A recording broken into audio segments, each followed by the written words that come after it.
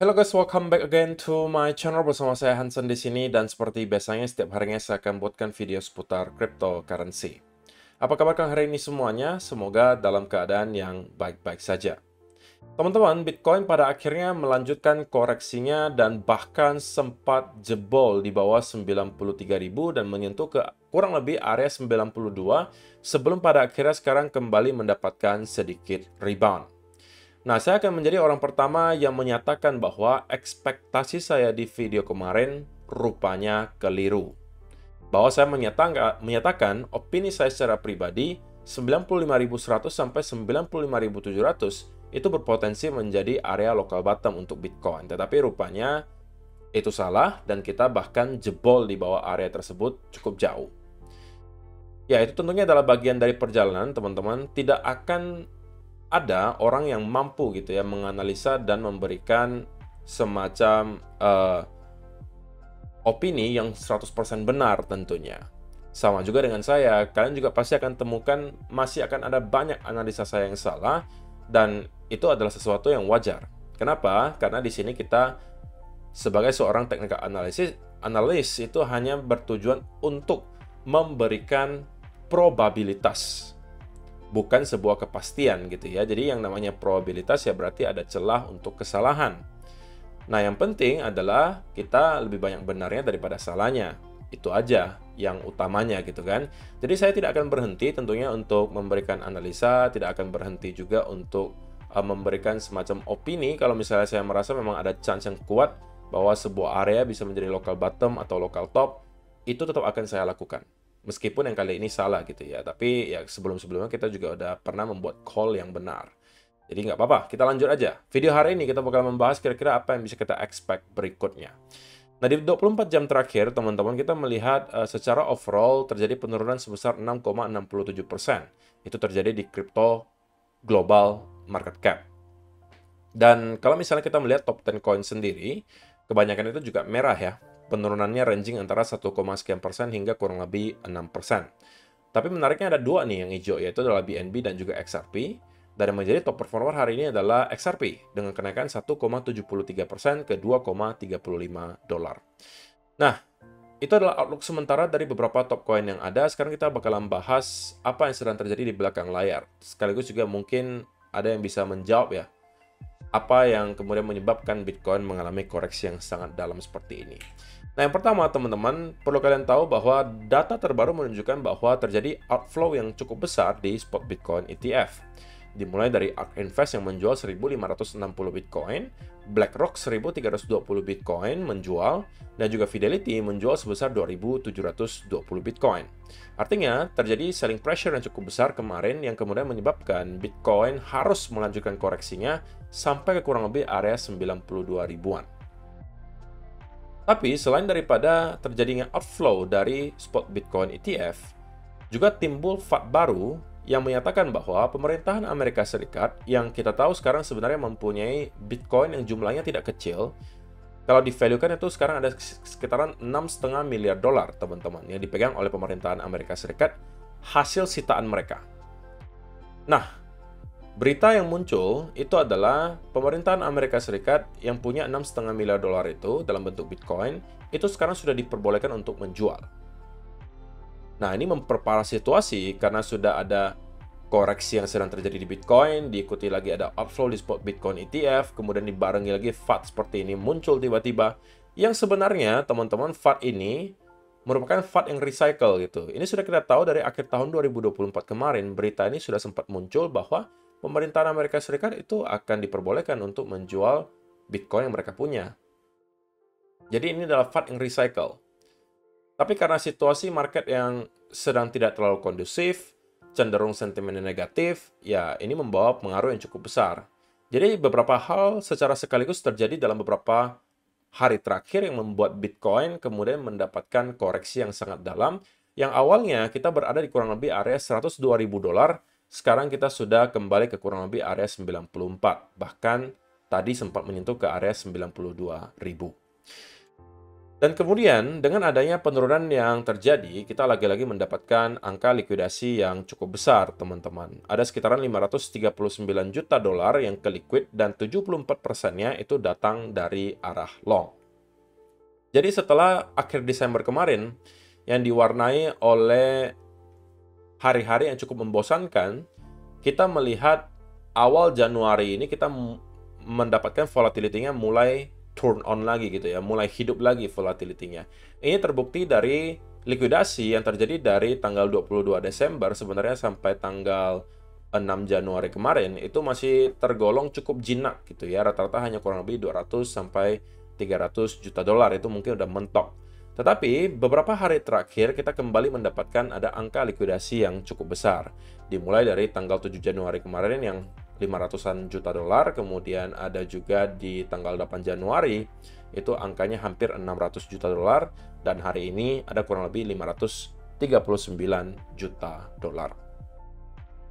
Oke, jadi sekali lagi ini adalah berita yang tentunya sangat-sangat negatif untuk kita-kita yang merupakan investor di cryptocurrency, karena berarti sampai dengan saat ini masih banyak sebenarnya orang-orang yang nekat untuk menggunakan leverage ketika trading di crypto.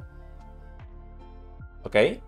Tetapi saya rasa cepat atau lambat hal ini akan kemudian berubah menjadi sesuatu yang positif ketika nanti kita sudah melihat para short term holder, para orang-orang baru yang masuk ke crypto itu sudah mulai pada keluar. Oke, yang biasanya menggunakan leverage yang sangat besar secara tiba-tiba tanpa ada alasan yang jelas, yaitu biasanya para newbie gitu kan. Nah, tetapi berita baik di sisi yang lain, teman-teman, kita sudah melihat ada banyak sekali short term holder yang menjual selama kurang lebih beberapa minggu terakhir. Dan disampaikan oleh Carl B. Menger di sini, Bitcoin tourists are selling. Artinya, orang-orang yang kemarin masuk kemungkinan besar atas dasar FOMO ya, karena mungkin melihat Bitcoin terus-menerus mengalami kenaikan dan bahkan breakout di atas angka 100.000 membuat mereka kesulitan untuk menahan rasa FOMO-nya dan kemudian berbondong-bondong masuk ke Bitcoin. Tapi namanya newbie, kemungkinan besar adalah weak hands. Sehingga ketika ada koreksi sedikit, apa yang mereka lakukan? Mereka melakukan panic selling. Dan itulah yang kita bisa lihat selama beberapa minggu terakhir. Ini adalah indikatornya yang menunjukkan bahwa penjualan dari short term holder itu besar banget selama beberapa minggu terakhir. Dan ini menjadi berita positif. Kenapa? Karena berarti sudah tidak lagi banyak weak hands yang nanti akan tersedia di market, dan ujung-ujungnya semuanya hanya akan tersisa long term holder, dan itu adalah fase yang paling sehat di Bitcoin.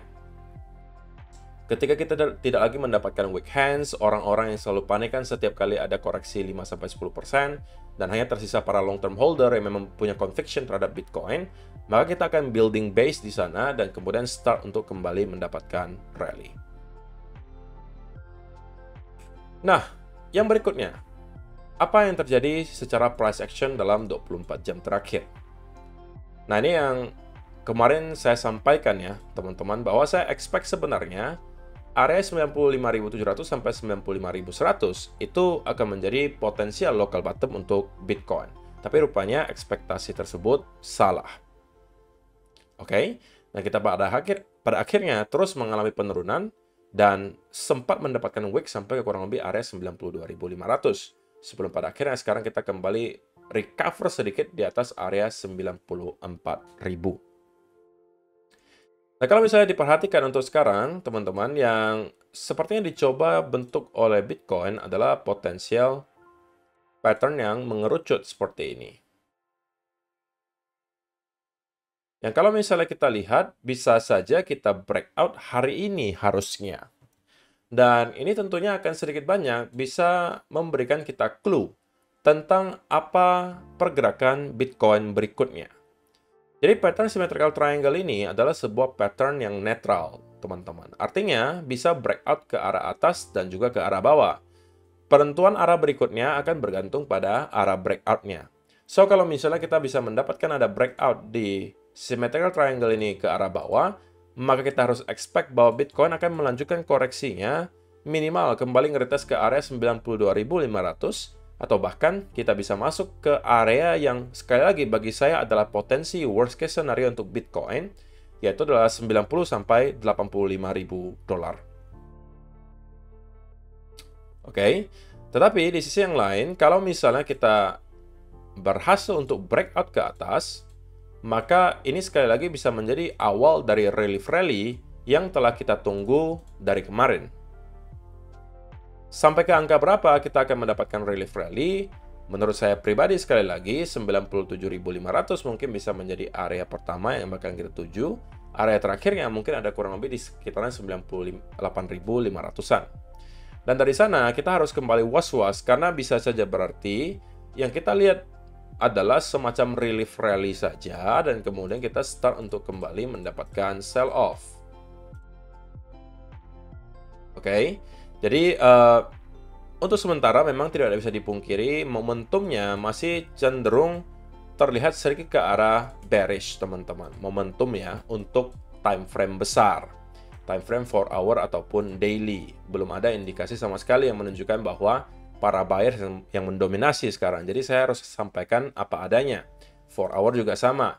Kita mendapatkan ada sell off yang sangat signifikan, dan sekalipun kita mengalami rally nantinya, itu bisa jadi hanya semacam relief rally untuk kemudian kita melanjutkan penurunan. Oke, ya itu beda cerita dengan kalau misalnya kita zoom in ke time frame kecil, misalnya di 15-minute chart.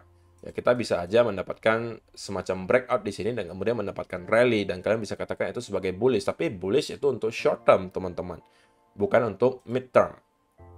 Kalau long term, ya tentunya masih tetap aja bullish ya, teman-teman. Bagi saya tidak ada masalah. Sekalipun kita kalau drop sampai ke area 85.000, bagi saya itu adalah sesuatu yang tidak terlalu mengejutkan sebenarnya. Karena itu hanyalah koreksi dari top kurang lebih ya kita anggap 20-an% lah.